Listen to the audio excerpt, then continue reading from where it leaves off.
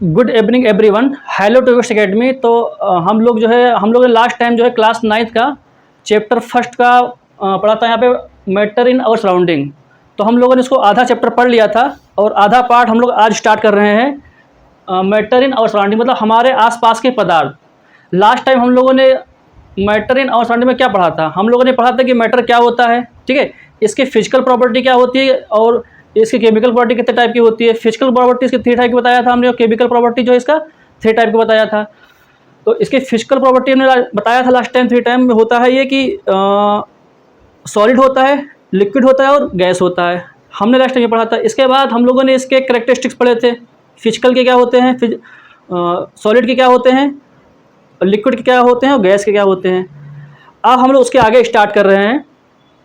उसके आगे हम लोग यहाँ पढ़ेंगे change of states of matter, ठीक है। तो हम लोग ये इसमें देखेंगे कैसे इसमें होता है यहाँ पे। तो change of states of matter में क्या होता है कि हम लोग किसी भी मतलब मैटर के स्टेट को कैसे चेंज कर सकते हैं। यहाँ पे हम लोग ये देखेंगे कि किसी भी मैटर के स्टेट को कैसे चेंज किया जाता है। तो किसी भी जो मैटर का स्टेट होता किसी भी मैटर का जो स्टेट होता है वो हम 2 तरह से चेंज कर सकते हैं। एक तो टेम्परेचर से करते हैं, दूसरा करते हैं प्रेशर से। तो हम लोग देखते हैं यहाँ पे क्या कैसे होता है। सबसे पहले हम लोग यहाँ पे होता है मेल्टिंग होता है।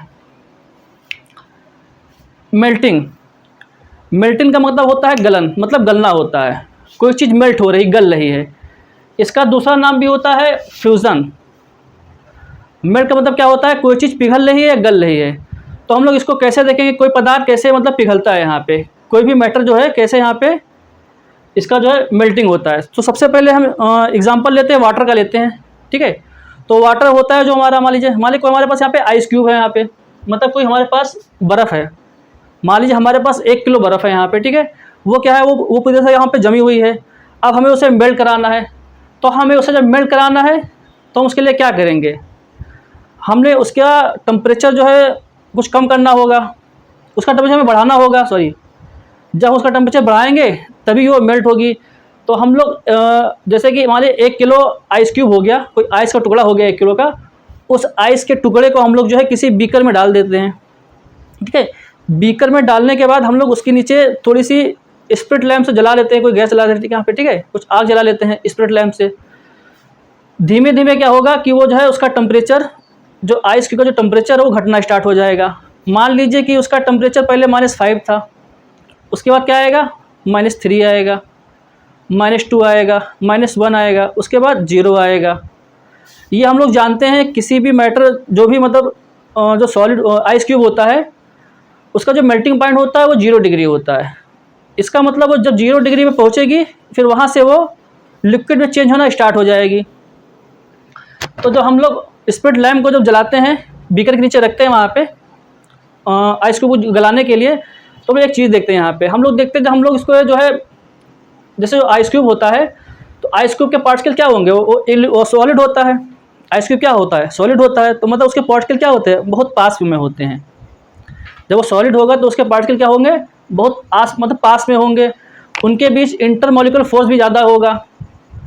तो जो हम लोग उनको जो हीट देंगे नीचे से स्प्रिट लैम्प से, तो क्या होगा, फिर उनके जो पार्टिकल्स होंगे उनके बीच में काइनेटिक एनर्जी होगी। धीमे धीमे जब उनको टेम्परेचर देंगे तो उनका टेम्परेचर क्या होगा, बढ़ेगा।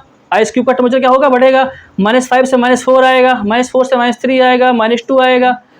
तो ऐसे क्या होगा, उसमें जो है जो हमारा आइस क्यूब होगा उसके जो पार्टिकल्स होंगे उनके बीच जो है काइनेटिक एनर्जी बढ़ेगी। मतलब वो पार्टिकल्स क्या करेंगे, वाइब्रेट करेंगे, ठीक है।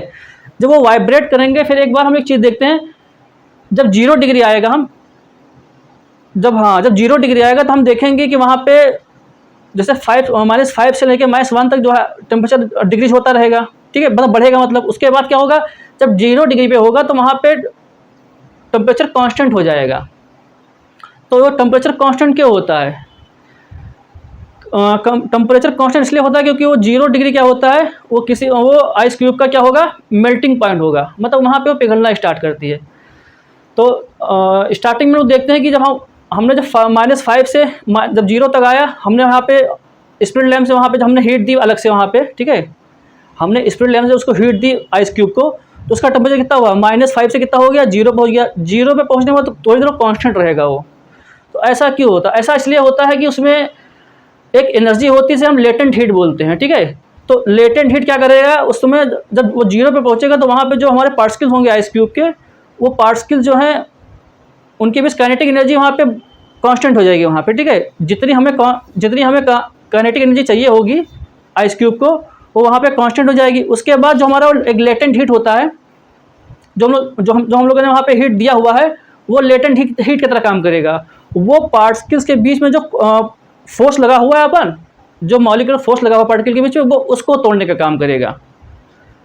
तो जब 0 डिग्री में पूरी बर्फ जब पिघल जाएगी, जब मेल्ट हो जाएगी, तो क्या होगा, फिर उसके पार्टिकल्स को, वो जो हमारा लेटेंट हीट होगा, वो उस पार्टिकल्स को जो है पूरी तरह से जो है तोड़ने का काम करेगा। जब पार्टिकल जब टूटेंगे, ये तो आपको पता ही होगा कि सॉलिड के जो पार्टिकल होते हैं वो बहुत पास होते हैं, ठीक है। अब वो उनके बीच इंटरमॉलिक्यूलर फोर्स भी बहुत ज़्यादा होता है। तो जो लेटेंट हीट होगी उनके पार्टिकल्स के बीच इंटरमॉलिक्यूलर फोर्स को तोड़ने का काम करेगी। जब वो टूट जाएंगे तो फिर दूर हो जाएंगे। जब वो दूर हो जाएंगे तो तेज़ी से मूव करेंगे। वो जब तेज़ी से मूव करेंगे वो, तो हमारा जो आइस क्यूब है वो आपका चेंज हो जाएगा, लिक्विड में चेंज हो जाएगा। बात समझ में आ गई? 1 किलो आइस क्यूब को जो है हमें तोड़ने के लिए जो लेटेंट हीट की जो जरूरत होती है वो 3.367 की जरूरत होती है। यहाँ पे 3.347 इंटू 10⁵ kg, जूल पर kg। जब इतनी एनर्जी आइस क्यूब ले लेगा, तब वो जाके चेंज होगा किसमें, लिक्विड में चेंज होगा, तब वो जाके मेल्ट होगा ये। फिर उसके बाद हम लोग मेल्ट हो जाएगा। तो जो प्रोसेस होता है किसी सॉलिड का जो है लिक्विड में चेंज होने का जो प्रोसेस होता है, उसे हम बोलते हैं मेल्टिंग बोलते हैं। उसे क्या बोलते हैं हम? मेल्टिंग बोलते हैं। हिंदी में क्या बोलते हैं? गलन बोलते हैं। ऐसा प्रोसेस जिसमें कोई सॉलिड जो है लिक्विड में चेंज हो जाए, उसे हम क्या बोलते हैं? उसे हम मेल्टिंग बोलते हैं। इसका दूसरा नाम जो होता है वो फ्यूज़न होता है। इसका सेकंड नाम क्या होता है? फ्यूज़न होता है। फिर दूसरा हम पढ़ेंगे यहाँ पे फ्रीजिंग। हम लोगों ने मेल्टिंग देखा, तो फ्रीजिंग क्या होता है? फ्रीजिंग जो होता है वो मेल्टिंग का अपोजिट होता है। फ्रीजिंग में क्या होता है, कोई लिक्विड जो होता है वो सॉलिड में चेंज होता है। कोई लिक्विड क्या होता है, वो सॉलिड में चेंज होता है। जैसे कि हम लोग मान लेते हैं आइस क्यूब लेते हैं, ठीक है, सॉरी वाटर लेते हैं, जल को जो लोग फ्रीज करेंगे तो क्या होगा, वो बर्फ़ बन जाएगा। क्या बन जाएगा? वो आइस बन जाएगा। तो ऐसा प्रोसेस जिसमें किसी लिक्विड को हम लोग सॉलिड में चेंज करते हैं, उसे हम लोग फ्रीजिंग बोलते हैं। इसका दूसरा नाम होता है सॉलिडिफिकेशन होता है। इसका जो दूसरा नाम होता है उसे हम सॉलिडिफिकेशन बोलते हैं। तो किसी भी लिक्विड का जो है बर्फ़ बनने में जो हमें यहाँ पे फ्रीजिंग पॉइंट चाहिए होता है वो 0 डिग्री पे। जब हमारा लिक्विड जो 0 डिग्री पे आएगा, ठीक है, जब लिक्विड का टेम्परेचर हम कूल करेंगे, जब हम लिक्विड को कूल करेंगे, जब 0 डिग्री पे लेके आएंगे, तो फिर वो बर्फ़ में चेंज होना स्टार्ट हो जाएगी। मतलब बर्फ़ बनना वहाँ से स्टार्ट हो जाएगा जब उसका टेम्परेचर 0 पहुँचेगा। हम लोगों ने पढ़ा था कि मेल्टिंग में भी मेल्टिंग जो होता है, ठीक है, वो भी 0 डिग्री पे होता है। जो बर्फ़ का जो मेल्टिंग पॉइंट होता है वो क्या होता है, 0 डिग्री होता है। और वाटर का जो है ये फ्रीजिंग पॉइंट क्या होता है, ये भी 0 डिग्री होता है। इसका मतलब 0 डिग्री पे जो है कोई चीज़ वहाँ पे पिघलती भी है और वहाँ पे जमती भी है, ठीक है। तो जब 0 डिग्री का टेम्परेचर होगा तो जो है उसका फ्रीज होना स्टार्ट हो जाएगा यहाँ पे सॉलिड का। और ये प्रोसेस ऐसा प्रोसेस जिसमें हम लोग किसी लिक्विड को सॉलिड में चेंज करते हैं, इसे हम लोग फ्रीजिंग बोलते हैं। जनरली हम लोगों ने देखा होगा, हमें जब बर्फ़ जमाना हो तो क्या करते हैं, हम रेफ्रिजरेटर में जाते हैं और उसमें हम लोग फ्रीजर में पानी को रखते हैं जिससे वो बर्फ़ बन जाता है। तो हम लोगों ने यहाँ पढ़ा मेल्टिंग हो गया हमारा और फ्रीजिंग हो गया। हमने 2 चीज़ें यहाँ पढ़ ली। अब तीसरा पॉइंट हमारा यहाँ पे क्या हो रहा है, वेपराइजेशन, जिसे हम लोग हिंदी में वाष्पीकरण कहते हैं। आप लोगों ने सुना वाष्पीकरण क्या होता है? हिंदी में वाष्पीकरण कहते हैं। और इसका दूसरा नाम क्या होता है, इवापोरेशन भी होता है। इसे हम जो है इवापोरेशन भी बोलते हैं। तो हम देखते हैं कि यहाँ पे वाइब्रेशन होता क्या है। तो वाइब्रेशन का मतलब होता है कि जब कोई लिक्विड जो होता है जब किसी लिक्विड को हम टेम्परेचर देते हैं, ठीक है, जब किसी लिक्विड का हम टेम्परेचर बढ़ाते हैं तो वो लिक्विड जो है वेपर में चेंज हो जाता है। वो लिक्विड क्या होता है, वो लिक्विड जो है वेपर में चेंज हो जाता है, जिसे हम वेपराइजेशन का बोलते हैं। जैसे कि पानी है मान लीजिए, ठीक है, जल वाटर है, उसको जब आप गर्म करेंगे, जब पानी का टेम्परेचर 100 डिग्री जब हो जाएगा, जब पानी को हम किसी मान लीजिए गैस चूल्हे पे जाके गर्म करते हैं किसी बर्तन में, उसके बाद जब उसका टेम्परेचर जब 100 डिग्री हो जाएगा तो वो क्या हो जाएगा, फिर वो वेपर में चेंज होना स्टार्ट हो जाएगी। इसका मतलब क्या हुआ, उसका वेपराइजेशन हो जाएगा। वेपराइजेशन में क्या होता क्या है यहाँ पे, जैसे मान लो यहाँ पे कोई आपका लिक्विड है, लिक्विड को जब हम यहाँ पे कोई हीट देते हैं यहाँ पे, तो ये क्या होता है, ये गैस। जब लिक्विड को हम यहाँ पे हीट देते हैं तो क्या होता है, ये गैस या वेपर में चेंज होती है, जिसे हम क्या बोलते हैं, वेपराइजेशन बोलते हैं। और जैसे हम क्या बोलते हैं, वेपराइजेशन बोलते हैं। इसके बाद हम देखते हैं वेपराइजेशन पे क्या क्या इफेक्ट करता है, ठीक है। हम यहाँ पे देखेंगे वेपराइजेशन को क्या क्या चीज़ इफेक्ट करता है। तो सबसे पहले हम लोग टेम्परेचर देखते हैं। तो हम लोग देखते हैं कि टेम्परेचर क्या वेपराइजेशन को इफेक्ट करता है कि नहीं करता है। तो जाहिर सी बात है कि जब हम लोग किसी लिक्विड को जो है, मान लीजिए वाटर जल है या पानी है यहाँ पे, जब पानी को हम लोग गर्म करते हैं तो वो वेपर में चेंज हो जाता है। यहाँ पे यही तो होता है। वाइब्रेशन में क्या होता है कि जब किसी लिक्विड को हम गर्म करते हैं यहाँ पे, तो वो गैस में चेंज हो जाती है। हमारे पास मान लीजिए पानी है, जब हम लोग पानी गर्म करेंगे तो ये क्या होगा, ये फिर वेपर में चेंज होगी यहाँ पे। फिर देखते हैं इस पर क्या टेम्परेचर को इफेक्ट डालता है कि नहीं डालता है यहाँ पे। तो जाहिर सी बात है कि हम लोग जितना ज़्यादा उसका टेम्परेचर बढ़ाएंगे, उतना जल्दी हमारी वो, जितना टेम्परेचर बढ़ाएंगे हम, उतनी जल्दी वो जो लिक्विड जो है वेपर में चेंज हो जाएगा। बात समझ में आई सबको कि मतलब टेम्परेचर जो होता है वो वाइब्रेशन पे इफेक्ट डालता है। किसी भी लिक्विड का जितना जल्दी ज़्यादा हम टेम्परेचर बढ़ा देंगे, वो लिक्विड उतना ही जल्दी वेपर में चेंज हो जाएगा। फिर दूसरी चीज़ हम लोग देखते हैं यहाँ पे ह्यूमिडिटी, ठीक है, आर्द्रता। ह्यूमिडिटी क्या वाइब्रेशन पे इफेक्ट डालती कि नहीं डालती है।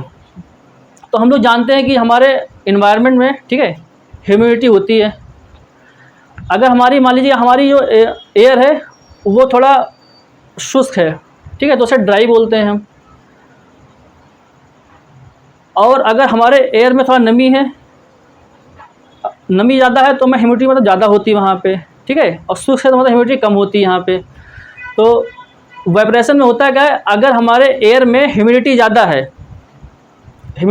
इसका मतलब वहाँ पे वाटर के पार्टिकल्स ज़्यादा मौजूद हैं एयर में। ह्यूमिडिटी ज़्यादा है, इसका मतलब कि हमारे एयर मतलब एनवायरनमेंट में जो है वाटर के पार्टिकल्स ज़्यादा हैं। तो अगर ह्यूमिडिटी ज़्यादा होगी तो वाइब्रेशन क्या होगा, वो स्लो होगा, वाष्पीकरण क्या होगा, वो स्लो होगा। जितनी ज़्यादा ह्यूमिडिटी होगी उतना स्लो आपका वाष्पीकरण या वाइब्रेशन होगा, और जितनी कम ह्यूमिडिटी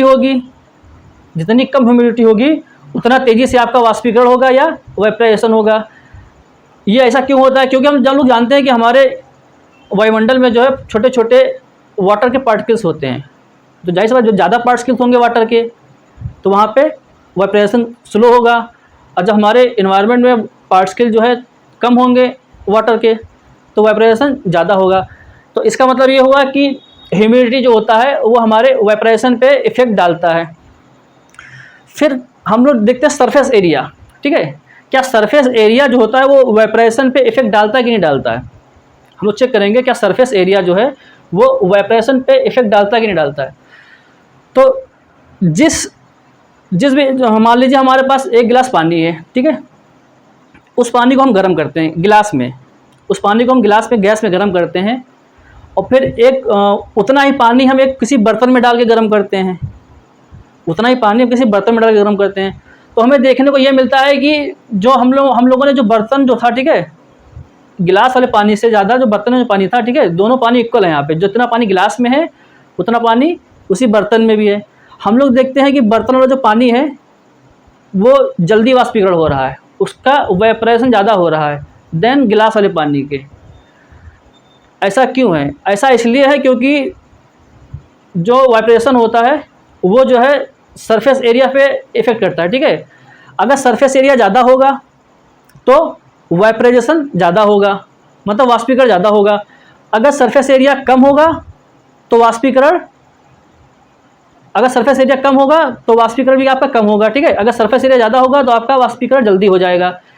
जैसे कि हम लोग गर्मियों में देखते हैं कि कपड़े मान लो हम लोग धुलते हैं उसको, ठीक है, और कपड़े हम लोग बाहर फैलाते हैं मान लीजिए।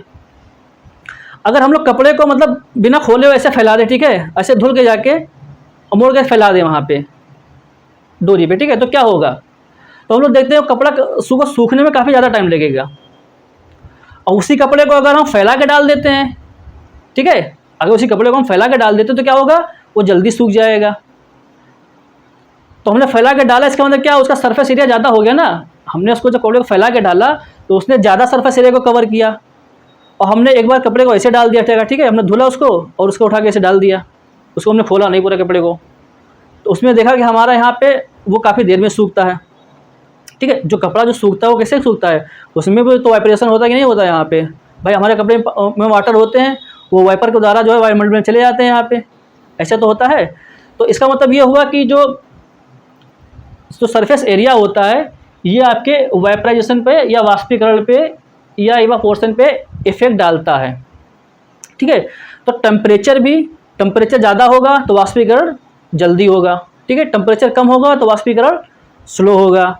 ऐसे ह्यूमिडिटी ज़्यादा होगी तो वाष्पीकरण आपका कम होगा। अगर ह्यूमिडिटी ज़्यादा होगी मतलब कि इन्वायरमेंट में वाटर के पार्टिकल ज़्यादा होंगे तो आपकी ये वाइब्रेशन स्लो होगा। अगर ह्यूमिडिटी कम होगी तो आपका वाइब्रेशन क्या होगा, तेज़ी से होगा। उसके बाद ये आपका ये हो गया सरफेस एरिया हो गया। चौथा हो गया आपकी स्पीड ऑफ द विंड, तेज़ हवा। क्या तेज़ हवा भी वाइब्रेशन पे इफेक्ट डालती कि नहीं डालती है। तो हम लोग देखते हैं कि जब तेज़ हवा चलती है, ठीक है, जब तेज़ हवा चलेगी तो क्या होगा, जो वाटर के पार्टिकल्स होंगे हमारे एटमॉस्फेयर में वो क्या होंगे, वहाँ से हट जाएंगे, दूर हट जाएंगे, ठीक है।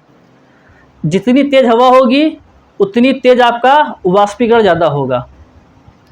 जितनी तेज़ हवा होगी, अगर हवा की स्पीड ज़्यादा है तो आपका वाइपराइजेशन या वाष्पीकरण तेज़ी से होगा। अगर हवा की स्पीड कम है तो वाइपराइजेशन आपका स्लो होगा यहाँ पे।